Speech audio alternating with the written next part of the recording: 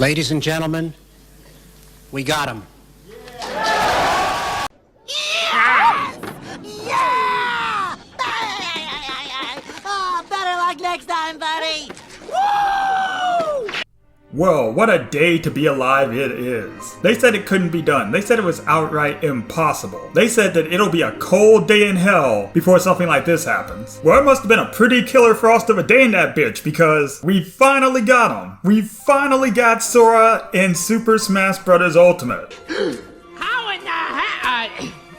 Now, I haven't really talked about Smash Bros. On the channel yet, but this isn't something I could just let gloss over. I mean, this is huge. I've been wanting Sora in Super Smash Bros. Since Sakurai made that ballad all those years ago. Which, by the way, Sora was the #1 contender in that ballad, but they wasn't able to use him because Disney was being an asshole. But now Disney seems to be being more reasonable and is allowing Sora to join Smash. And today I'll be talking about the character's inclusion as well as what might have happened to make this happen. So Sora's finally here. He's finally in Super Smash Bros. Ultimate. And he looks like he's going to be a seriously fun character to use, with Sakurai as usual making the character true to how he is in the original game, with Sora being able to do some of his more classic moves like his magics and his sonic blade. And even each of his alternate forms is a different costume that he's worn throughout the Kingdom Hearts franchise. I also like the Hollow Bastion stage, or the Radiant Garden stage that was presented to us as Hollow Bastion at the time. However, as is plain to see, the Keyblade Master's inclusion did not come without cost. What do I mean by that, you might be asking? Well, for starters, he doesn't have a whole lot to say. I mean, outside of his attack commands and his battle cries, he is quite a non-vocal character. And don't get me wrong, in the original game, Sora doesn't say much outside the midst of battle either, but during his introduction, he doesn't even say so much as hi. Even when he taunts, he doesn't have a lot to say, which has me to believe that they probably couldn't get the Haley Joel Osment in time for him to record some voice lines and they're just using archived audio.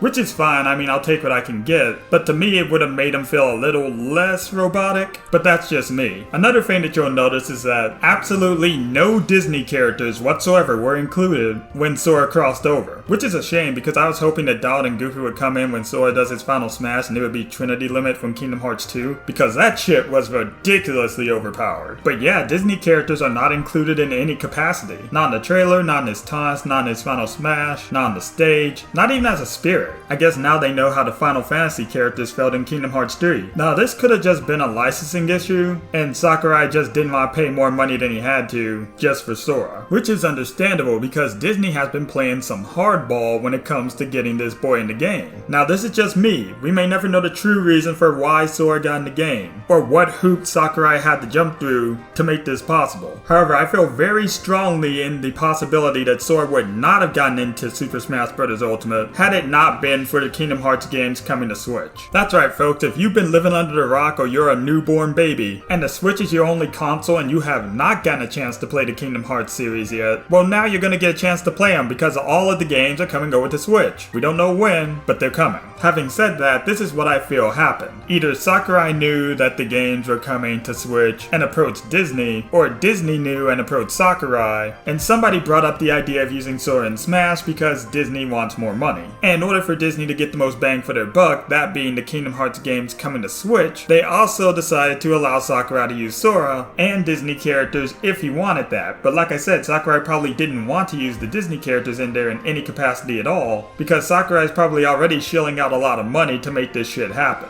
Now what I just said may not be true at all, but I don't think that it's a coincidence that on top of getting Sora in Super Smash Bros., we're also getting the Kingdom Hearts franchise coming to Switch. All in all, I am very pleased with what we got overall. Sora was the perfect character to end Super Smash Bros. Ultimate on. Even the people that wanted him and expected him to be the final fighter, myself included, were pleasantly surprised to see him actually in the game. It's been a long time coming, but our boy is finally here. And lastly, I'd like to give a thank you to Masahiro Sakurai. Now he's never gonna see this video, no matter how many likes, how many shares, he's never gonna see it. But still, I'd like to say thank you to him for taking the time, the care, care and the integrity. Sakurai has proven time and time again that while he does care about money, he also cares about his fans and more importantly, his customers. Other game developers nowadays do not understand that, but Sakurai does, and I'm glad that he's one of those game developers that cares more for his fans than he does an easy cash grab. So again, thank you Mr. Sakurai, I hope you get some well-deserved rest. And if you need some money, there's this Nicktoon game that's trying to steal your gimmick, so you know what to do. Better call Saul.